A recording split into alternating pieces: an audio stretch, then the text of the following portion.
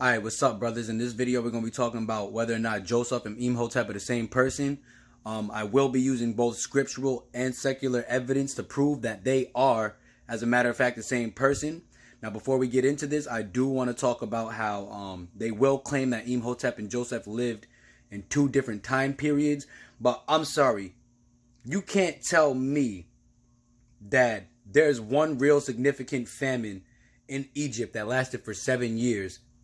Um, and that it's just a coincidence that the people in this time period were working in function or in the same way that both Pharaoh in the Bible and Joseph were. And in contrast, Joseph and Imhotep were. They both experienced a 7 year famine. I'm going to lay all that out. But I just want to get into the more finer details real quick. Once again, the time periods they tried to throw off so we couldn't connect Joseph to Imhotep, but yes, they are the same person. And if you look at Imhotep's history a little deeper, you'll see just how great Joseph was, as a matter of fact. And what's the second thing I was gonna say? Yeah, it talks about Imhotep being a sage and an astrologer. We all know that Joseph was not a sage or an astrologer, but we do know that through the interpretations in his dreams and the high ranking that he had in the land, the Egyptians viewed his prowess, his status, and his ability a lot different than I guess the average reader of the Bible would. So I just wanted to lay those things out real quick before we get into the study. All right, peace. All right, brother. So this lesson, or this exchange or iron sharpening session is gonna be for brothers that know the scriptures pretty well, because I don't want to have to reiterate the whole entire story with Joseph and Egypt. I think a lot of you brothers understand how that goes. Yeah, so I'm not even gonna rehash that. I was just about to do it, but I'm not gonna rehash it. But in the 41st chapter of Genesis, let's start at 38th chapter. And Pharaoh said unto his servants, can we find such a one as this is a man? As this is a man in whom the Spirit of God is? And Pharaoh said unto Joseph, for as much as God hath showed thee all this, there is none so discreet and wise as thou. Thou shalt be over my house, and according unto thy word shall all my people be ruled. Only in the throne will I be greater than you. I'm reading out of the King James 1611 version. All right. But you can find this in most Bibles. The only thing that's really different about this Bible is a lot of the side text. The footnotes. It has the Apocrypha. Well, you brothers know, has the Apocrypha and the New Testament. But once again, we're only dealing with the Old Testament right now. And once again, we're gonna look at verse 40 in the 41st chapter. Thou shalt be over my house, and according unto thy word shall all my people be ruled. Only in the throne will I be greater than you. Than thou. And immediately, this made me think. Egyptian history, for the most part, we all know that's pretty well recorded, right? So I was like, let's see if we can find Joseph in Egyptian history, because a lot of people don't want to believe the Bible for what it is. I believe the Bible for what it is. I'm very literal within the scriptures, and this is just a little bit of once again iron sharpening, letting y'all know that you can find Joseph within secular history, and for those of you that aren't dealing with the Bible, that just happen to stumble across this video, this verifies the Bible for you guys that Joseph definitely was a real person in history. Just give me a second and I'm going to look at, another scripture real quick for you guys. All right, I guess we can start at Genesis chapter 41, 13th verse. Excuse me. And it came to pass, as he interpreted to us, so it was. Me he restored unto my, Actually, let's start at verse, let's say, all right, let's start at verse 15. Excuse me, brothers. And Pharaoh said unto Joseph, I have dreamed a dream, and there is none that can interpret it. That's actually very important. Good thing I started at verse 15. And Pharaoh said unto Joseph, I have dreamed a dream, and there is none that can interpret it. All right? Look at that word interpret. And Pharaoh said unto Joseph, I have dreamed a dream, and there is none that can interpret it. And I have heard say of thee that thou canst understand a dream to interpret it. And we all know that's in reference to him deciphering the dreams of the baker and the what was it? The chef? I think the baker and the chef. And Joseph answered Pharaoh, saying, It is not in me. God shall give Pharaoh an answer of peace. And Pharaoh, and once again, that just to, break down scriptures real quick, that's Joseph's way of saying, it's not me interpreting the dreams. The Most High shall give you, the answers, through him. And Pharaoh said unto Joseph, In my dream, behold, I stood upon the bank of the river, and behold, there came up out of the river 7 kine, fat-fleshed and well-favored, and they fed in the meadow. And behold, 7 other kine came up after them, poor and very ill-favored, and lean-fleshed, such as I never saw in all the land of Egypt for badness. And the lean and the ill-favored kine did eat up the first 7 fat kine. And when they had eaten them up, it could not be known that they had eaten them, but they were still ill-favored, as at the beginning, so I awoke. And I saw in my dream, and behold, 7 ears came up in one stalk, full and good. And behold, 7 ears withered, thin and blasted, with the east wind, sprung up after them. And the thin ears devoured the 7 good ears. And I told this unto the magicians. And I just want to make something real clear. So a lot of atheists and people that aren't into the scriptures, they'll be like, how can you say that magic is bad when in Genesis chapter 41 verse where are we? Excuse me, brothers. Verse 24, they had just because there was magicians in the Bible, it didn't mean it was okay. Once again, we're dealing with the Egyptians, which did deal in all kinds of, sex magic and human sacrifice and all kinds of shit like that. But later on in the scriptures, we get the layout of what isn't okay. And I think, throughout Genesis, it's laid out pretty clear the kind of conduct of, the patriarchs and what was okay. All right? So don't listen to nobody's folly when it comes to those kinds of doctrine and when they try to flip the scripts on you, all right? Where are we? And the thin verse 24, brothers. And the thin ears devoured the 7 good ears, and I told this unto the magicians, but there was none that could declare it to me. And Joseph said unto Pharaoh, The dream of Pharaoh is one. God hath showed Pharaoh what he is about to do. The 7 good kine are 7 years, and the 7 good ears are 7 years. The dream is one, and the 7 thin and ill-favored kine that come up after them are 7 years. And the 7 empty ears blasted with the east wind shall be 7 years of famine. Right? Now, I just want to make something clear for you number nerds out there that are going to try to talk shit about the scriptures, all right? I'm going to talk about something a little later pertaining to a 7-year famine. Notice how he said that the 7 kine and the 7 ears was one dream representing 7 years of famine, all right? And let me just reiterate that just in case you guys are trying to say that I'm just making that up. That's in verse 25. And Joseph said unto Pharaoh, The dream of Pharaoh is one. He had one dream. So these two dreams of 7 years is referring to 7 years, not 14 years of famine, okay? All right. This is the thing which I have spoken unto Pharaoh. What God and Pharaoh,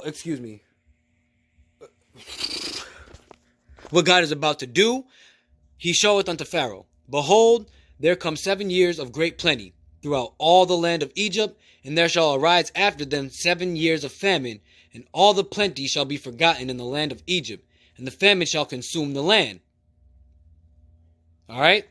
So we're talking about a 7-year famine, and once again, we're going to get back to this concept in verses 15 and 15, about him, Pharaoh, having a dream, and Joseph being an interpreter of dreams.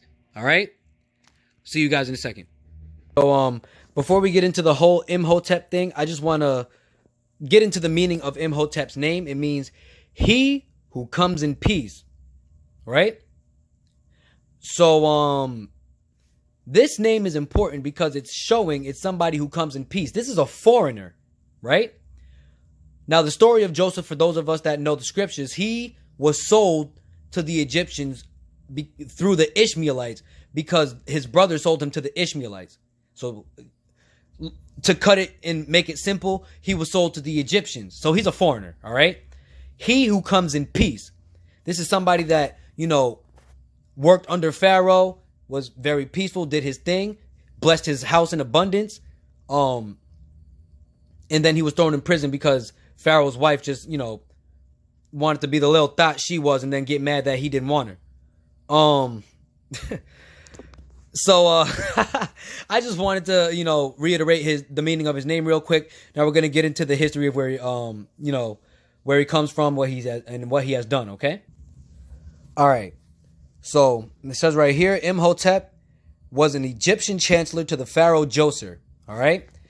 Probable architect of Djoser's step pyramid and high priest of the sun god Ra at Heliopolis. All right. Now you guys are sitting here saying, hold on, how could Joseph be the high priest of the sun god Ra if, he's dealing with the Most High? Now, that's a question I had to figure out myself. I was like, that sounds a little fishy to me. Imhotep can't be Joseph if he's dealing with the sun god Ra. But I want to show you guys something real quick, all right? All right, brothers. Now, we're back in Genesis chapter 41, verse 40. I just want to reiterate the point that Joseph was second in command only under Pharaoh at this time. Thou shalt be over my house, and according to verse 40. Thou shalt be over my house, and according unto thy word shall all my people be ruled. Only in the throne will I be greater than thou, right? So, once again, we're reiterating that Joseph was second in command, and now we're going to jump to verse 44, chapter 41. And Pharaoh said unto Joseph, I am Pharaoh, and without thee shall no man lift up his hand or foot in all the land of Egypt. And Pharaoh called Joseph's name Zaphnath Paaneah, and he gave him to wife Asenath of Potipharah, priest of On. And Joseph went out over all the land of Egypt. All right, so we're gonna jump back into Google real quick, and we're gonna talk about Potipharah, and we're going to talk about On, or the city of On, whatever you want to call it, all right? All right, brothers, so now we're looking at Potipharah. Remember, that's Joseph's father-in-law, right? Once again, Potipharah was a priest of the ancient Egyptian town of On, mentioned in the Genesis 41 and 45 and 41 and 50. He was his name. Okay, so we're jumping down to this last line right here. Let me just... Right here, his name means he whom Ra has given. All right? Once again, Joseph is living in the time, or he's living in a society where the Egyptians are worshiping the sun god and all this. They probably they don't even have knowledge of the Most High, right? So they're starting to worship Joseph himself with the way that they bow down to him, as said in Genesis chapter 41 in the 43rd verse. It says, and he made him to ride in the second chariot which he had, and they cried before him, bow the knee, and he made him ruler over all the land of Egypt, right? And when it comes to the Egyptian gods and stuff like that, a lot of the people that ruled around this time or had high positions of prominence, they believe they deified these people. They believe them to be delivered from whether the sun god or whoever they was believing in or deifying at the time. So Potipharah is, his name means he whom Ra has given, right? So now we're gonna jump back to Imhotep. All right, so for anybody that knows how priesthood works, or like you know, transfer of nobility, Joseph was basically married into or he married together with the daughter of this priest. So once again, we're going to start from the top. Imhotep was an Egyptian chancellor to the pharaoh Djoser, right? So he was, once again, second in command, probable architect of Djoser's step pyramid, and high priest of the sun god Ra at Heliopolis. And Heliopolis, let's see if we can find it here. Matter of fact, you can see it right here if I'm not mistaken. All right, look. Heliopolis, Inwu or Iunu. That's an allusion to An. If we look here, maybe we'll be able to find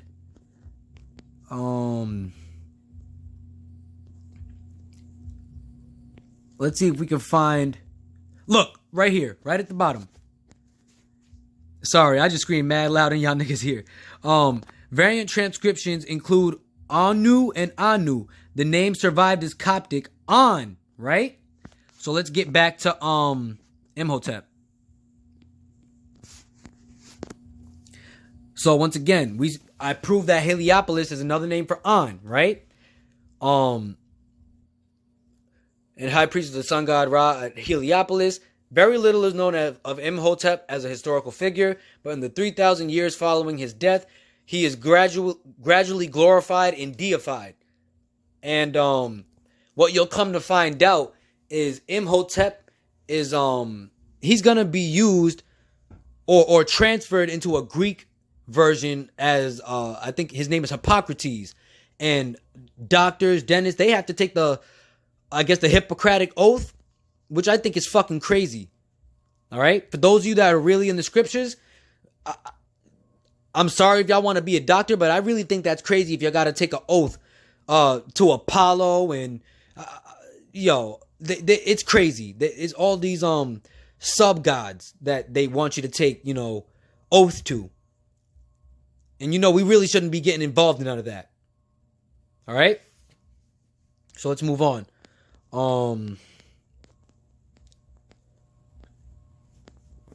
Traditions from long after Imhotep's death. Excuse me. All right, so right here in the post-Alexander period, it says the Upper Egyptian famine stela, which dates from the Ptolemaic period, bears an inscription containing a legend about a famine lasting 7 years during the reign of Djoser. Right? So before you guys, try to attack what I'm saying about Imhotep, being Joseph, he does not exist around 305 to 30 BCE. That would be too late. He was around during the excuse me. Hold on. Excuse me. Maybe I'm getting that wrong. Excuse me. No, ignore me. The Upper Egyptian famine stela, which dates from the Ptolemaic period, bears an inscription containing a legend about a famine lasting 7 years during the reign of Djoser. Imhotep is credited with having been instrumental in ending it, right? Now, once again in the Bible, we know that Joseph will tell you himself, if he was to come back today, that he didn't end that famine. The 7 years of abundance prior to that, he stored up a lot of food so he could, feed the people during the famine, all right?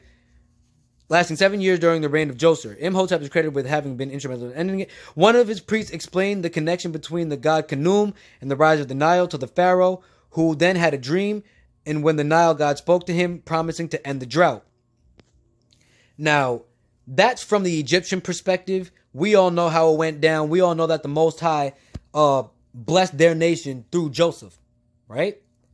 Now we're gonna look at a couple more pieces of evidence confirming that Imhotep is Joseph.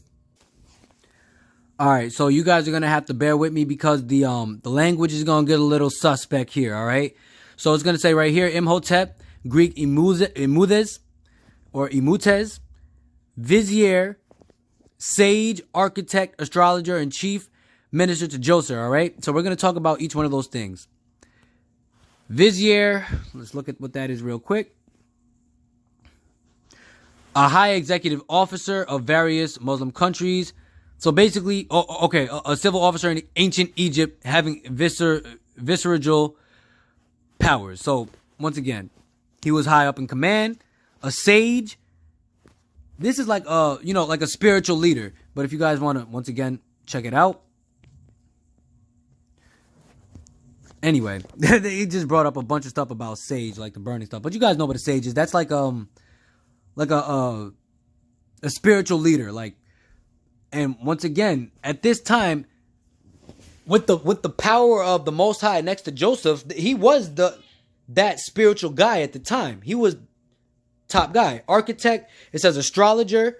When we're talking about astrology, these guys tried to interpret all kinds of stuff. And once again, the Most High was able to talk to him through dreams and other ways. But once again, Joseph himself was not an astrologer. This is the Egyptian account of Joseph. So they're going to call it astrology. They're going to call him a sage because that's the only way they could see it. But once again, in the scriptures, Joseph himself tells us that these are gifts given to him from the Most High. And if you really want to talk about it, even to his brothers, he disguised himself as some kind of diviner or a sage. So I wouldn't be surprised if there were other instances where he was pretending to be some kind of sage at the time. You know? We're going to move on. Who was later worshipped as the god of medicine in Egypt and in Greece, where he was identified with the Greek god of medicine, Asclepius. This is when this is talking about the Hippocratic oath I was talking about. That stuff that the doctors and shit got to swear on. I think that's crazy. He's considered to have been the architect of step pyramid built at the necropolis of Saqqara in the city of Memphis. And if you look into these step pyramids and stuff that were built in this third dynasty, under Imhotep, they had grain found in them. And we all know that's an allusion to Joseph preparing for the famine and how he stored it up. This was definitely Joseph, brothers. All right?